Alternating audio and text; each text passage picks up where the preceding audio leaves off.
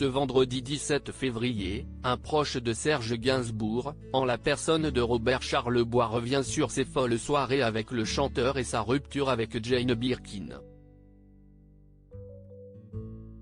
Jane Birkin est revenue sur le devant de la scène musicale en dévoilant en fin d'année dernière notamment un coffret compilant tous ses plus grands titres baptisé l'intégrale Jane Birkin, 1969-2022. La chanteuse se replonge à cette occasion sur son passé, comme notamment la mort de Serge Gainsbourg, son mentor. Si est tellement gai parce qu'il y a des périodes roses tellement charmantes, mais à la fin de la journée, ayant vu les photos sans cesse, beaucoup de souvenirs, on reste dans un curieux deuil d'une époque où tout était si frais et que les gens étaient vivants, avait-elle confié il y a quelques mois. Jane Birkin inconsolable, 30 ans après la mort de Gainsbourg. Au sujet de la mort de Serge Gainsbourg, survenue le 2 mars 1992, elle ne s'en est vraiment jamais remise.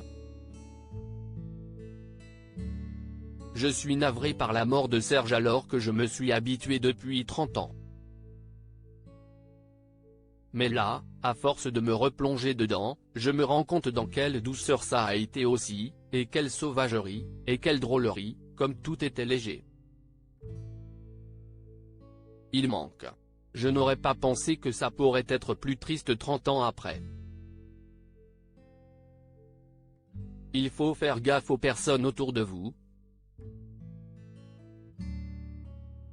C'était tellement bien d'avoir cette personne-là, si originale. Si on avait besoin de lui, il était toujours là. Rien à voir avec les tragédies comme Kate, sa fille, décédée le 11 décembre 2013, note de la rédaction. Admettait Jane Birkin.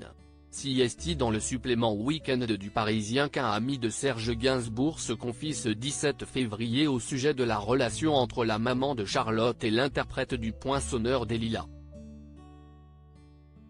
Serge Gainsbourg avait confié son chagrin à son ami Robert Charlebois. En effet, si est Robert Charlebois qui est revenu sur les liens uniques qu'il avait su créer avec certains artistes comme Janis Joplin, Sergio Leone, et Serge Gainsbourg.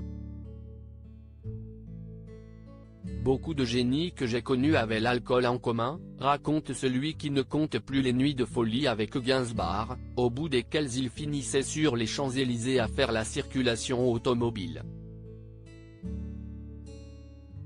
Serge adorait son humour caustique, et lorsque Jane Birkin quitte Gainsbourg pour Jacques Doyon, il lui confie son chagrin. Tu te rends compte, il se voit au Hilton. Tu as raison, ils auraient pu choisir le Ritz, si est plus chic, rétorquait son ami. À lire aussi Jane Birkin, la dernière vision qu'elle garde de Serge Gainsbourg le jour de sa mort.